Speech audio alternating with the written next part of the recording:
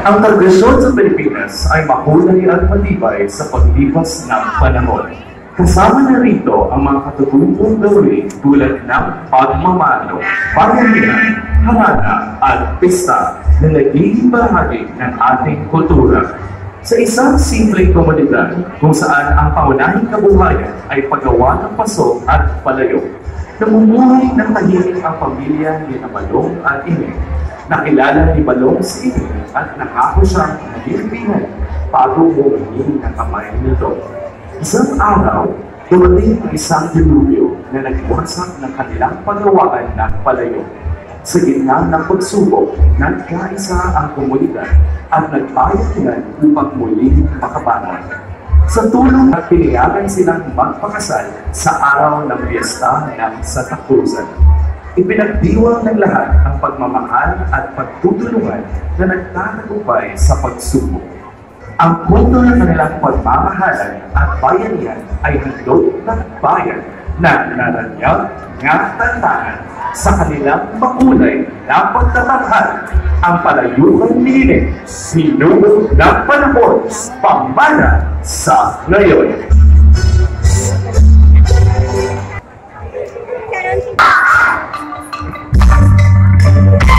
Terus naman nagbenta na to.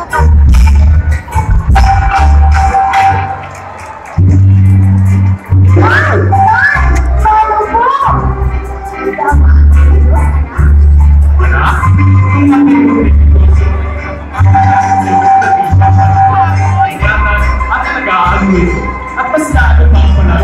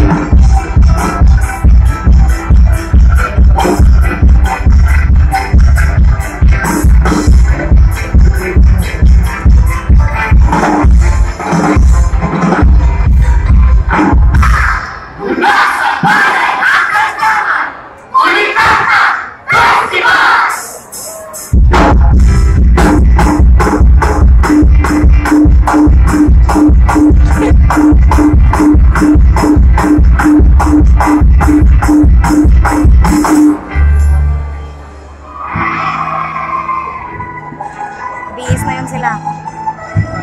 Iiba yung damit nila mamaya. Ay, mag-biis naman yun? Balik ka rin nila ang palitan nila. Maganda yun. Harana na, nangarana na siya.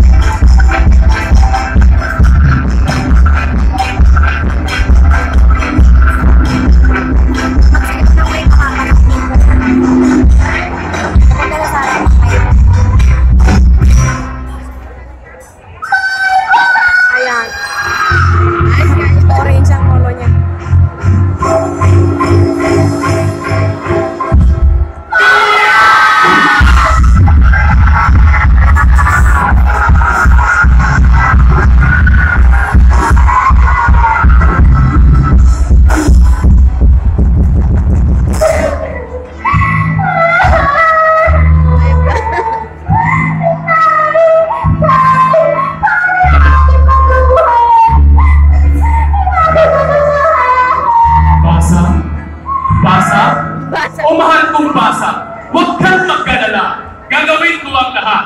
Tutulungan namin kayo. Magbayanihan na tayo! Sana ang mga bako nila.